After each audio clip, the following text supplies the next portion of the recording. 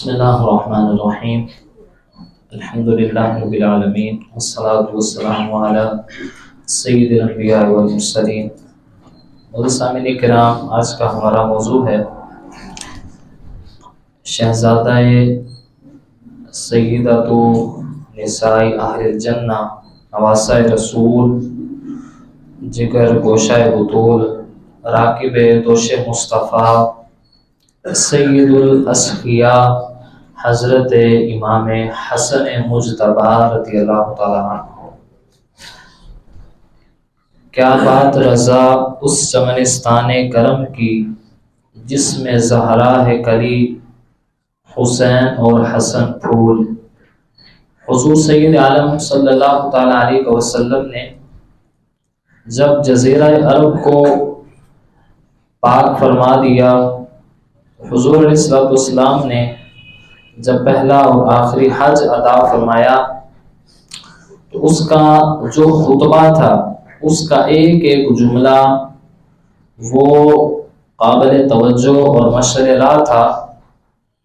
اس موقع پر حضرت سیدنا انس بن مالک رضی اللہ تعالیٰ عنہ فرماتے ہیں کہ سرکار اس طرح گفتگو فرما رہے تھے کہ اس کے بعد سرکار ظاہری طور پر وصال فرما جائیں گے۔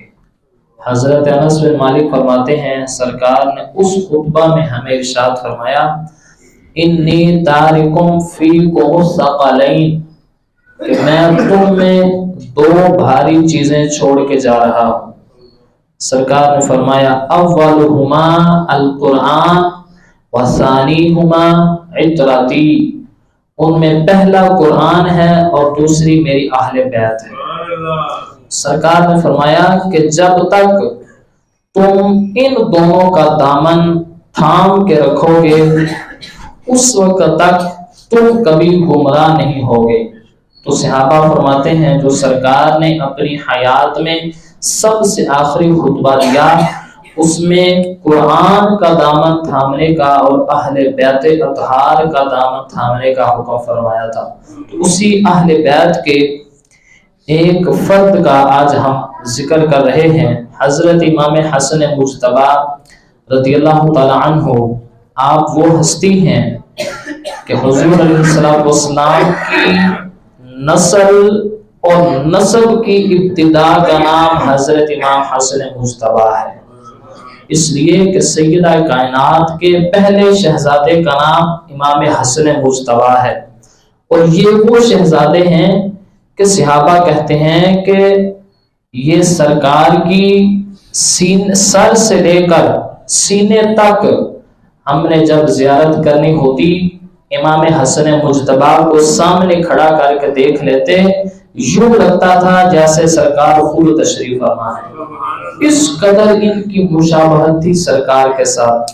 اور حضرت امام حسن مجتبی رضی اللہ تعالیٰ عنہ یہ وہ ہستی ہیں کہ سرکار ان دونوں شہزادوں کو اپنے پاس بٹھا کے ان کے سروں کو سونگتے اور فرمایا کرتے تھے ہما ریحان عطایا، یہ دونوں میرے پھول ہیں۔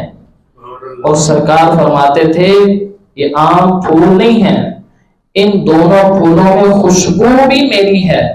اور یہ دونوں پھول آئے کہاں سے ہیں؟ فرمایا یہ دونوں پھول جنت سے آئے ہوئے ہیں۔ تو اس کے بعد حضرت سیدنا امام حسن مجتبی رضی اللہ تعالیٰ عنہ کی شان کی انتہا ہوتی ہے کہ حضرت سیدنا ابو ہریرہ فرماتے ہیں کہ میں سرکار کی بارگاہ میں موجود تھا، حضرت امام حسن مجتبی کو سرکار نے پکڑا، اس طرح اپنے دونوں ہاتھوں سے ان کے پاؤں اپنے پاؤں کے اوپر رکھے اور پھر حضرت امام حسن مجتبی کو اس طرح اوپر اٹھاتے آئے۔ حضرت سیدنا ابو ہریرہ فرماتے ہیں میں نے دیکھا کہ ان کا چہرہ سرکار کے سینے کے برابر آیا، پھر اور آگے اٹھایا حتیٰ کہ سرکار کے چہرے کے برابر آیا۔ تو کہتے ہیں امام حسن مجتبی اپنے نانا جان کی زبان کتنی دیر تک منہ میں لے کے چوستے رہے۔ تو کہتے ہیں میں دیکھ کے حیران ہوا کہ اتنی محبت نانا اور نواسے میں۔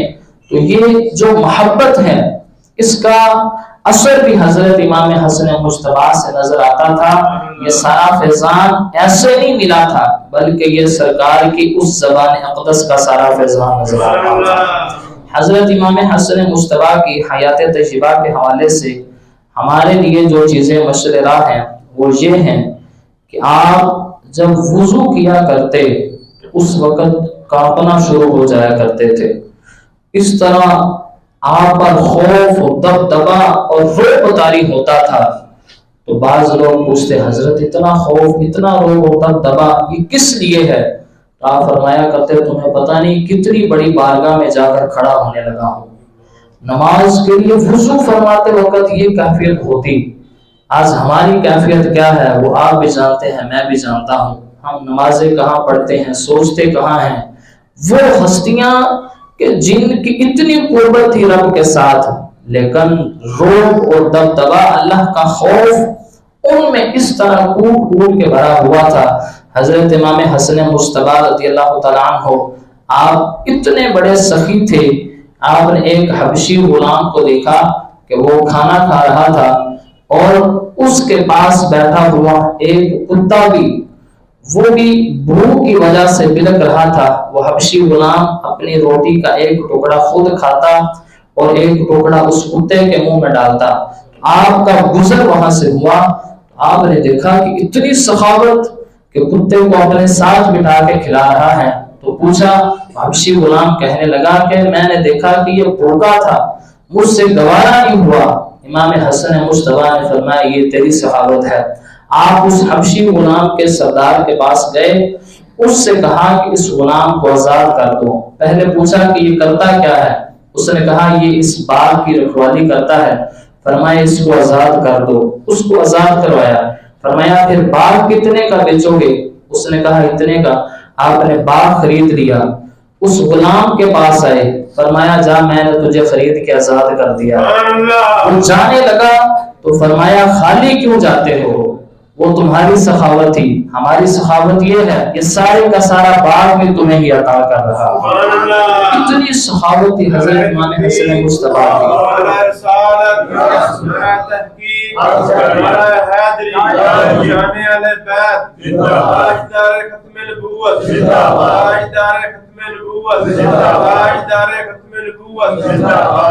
اور حضرت امام حسن مجتبی رضی اللہ تعالیٰ عنہ وہ ہستی ہیں کہ آپ اپنے گھر تشریف لے کے جا رہے تھے، ایک فقیر رستے میں ملا تو اہل بیت کو برا بھلا کہہ رہا تھا، گالیاں بک رہا تھا۔ حضرت امام حسن مجتبی فرمانے لگے اگر کچھ اور کہنا ہے تو جلدی سے کہہ لو میں اپنے گھر جا رہا ہوں۔ وہ جب خاموش ہوا آپ گھر گئے تو گھر میں اتنا بڑا ایک چاندی کا تھال بھرا ہوا سکوں سے اٹھا کے اپنے غلام کو دیا، جاؤ باہر فقیر کو دے کے آؤ۔ جب فقیر نے دیکھا اس نے کہا اتنی مجھ پہ سخاوت کر رہے ہیں، اتنی سخاوت، تو وہ قدموں میں گر کے معافی مانگنے لگا، حضور میں تو آپ کی سخاوت دیکھنا چاہ رہا تھا، آپ گالیاں دینے والوں کو اتنا نوازتے ہیں تو یار اندازہ لگائیں اگر گالیاں دینے والوں کو اتنا نوازتے ہیں تو محبت کرنے والوں کو کتنا نوازتے ہیں۔ امام حسن مجتبی رضی اللہ تعالیٰ عنہ سرکار نے آپ کی پرورش کس طریقے سے فرمائی؟ آپ وہ ہستی ہیں کہ صرف 2 سال کی عمر تھی، آپ کی 2 سال کی عمر تھی تو آپ کے گھر صدقے کی کچھ کھجوریں آئیں۔ حضرت امام حسن مجتبی نے ایک کھجور اٹھا کے اپنے منہ میں رکھی تو سرکار نے اپنی انگلی ان کے منہ میں ڈال کر اس کھجور کو باہر نکالا اور فرمایا بیٹا یہ صدقہ ہے اور صدقہ تمہارے اوپر حرام ہے۔ یہ پہلی حدیث سرکار نے امام حسن مجتبی کو بیان کی تھی، 2 سال کی عمر تھی، فقہی مسئلہ بھی بیان کر دیا۔ امام حسن مجتبی جب بھی یہ حدیث بیان کرتے تھے وہ کہتے تھے یہ پہلی حدیث ہے جو میں نے اپنے نانا کی زبان سے سنی تھی۔ 2 سال کا بچہ اور اتنی تربیت سرکار فرما رہے ہیں۔ آج ہم بچوں کی تربیت کے حوالے سے بھی بہت پیچھے ہیں، ہمیں یہ چیزیں سن کے سیکھنا چاہیے کہ ہم بچوں کی تربیت کس طرح کریں۔ ہم سمجھتے ہیں چلو چھوٹا سا بچہ ہے کوئی نہیں، آج نہیں کل نہیں پرسوں یہ سیکھ جائے گا، نہیں، جب بھی بچہ کوئی غلط کام کرے اسی وقت اس کو سمجھائیں کہ بیٹا ایسا نہیں کرو۔ تو سرکار نے عمر کو نہیں دیکھا، بلکہ مسئلہ سمجھایا کہ بیٹا یہ صدقہ ہے اور صدقہ تمہارے لیے حرام ہے۔ حضرت امام حسن مجتبی قرآن کو اتنا سمجھتے تھے کہ آپ کے پاس ایک شخص آیا، کہنے لگا حضور میرے پاس اولاد نہیں ہے، دعا فرمائیں۔ آپ نے فرمایا استغفار پڑھو۔ دوسرا شخص آیا، کہنے لگا حضور میرے پاس مال نہیں ہے، دعا فرمائیں۔ فرمایا استغفار کرو۔ اسی طرح تیسرا شخص آیا، اس نے بھی کہا حضور حالات گھر کے بہتر نہیں ہے، دعا فرمائیں۔ تو فرمائیں استغفار کرو۔ تینوں کو استغفار کے لیے کہا۔ وہ حضرت امیر معاویہ کا غلام تھا، جب کچھ عرصے کے بعد دوبارہ ملاقات ہوئی تو اس سے پوچھا، تو اس غلام نے کہا کہ حضور مجھے اللہ نے 8 بیٹے عطا فرما دیے۔ حضرت امیر معاویہ کو جب بات کا پتہ چلا تو آپ نے فرمایا جاؤ امام حسن سے پوچھو کہ یہ آپ نے وظیفہ کہاں سے سیکھا ہے۔ امام حسن مجتبی فرمانے لگے یہ میں نے قرآن کی آیت سے سیکھا ہے۔ اللہ نے یہ فرمایا ہے تمہیں جس چیز کی بھی کمی ہو اللہ کی بارگاہ میں استغفار کرو، رب تمہیں ہر چیز عطا فرمائے گا۔ کیونکہ استغفار کرنا یہ آپ کا بتایا ہوا وظیفہ قرآن کی روشنی میں قرآن کی آیت سے ثابت ہے۔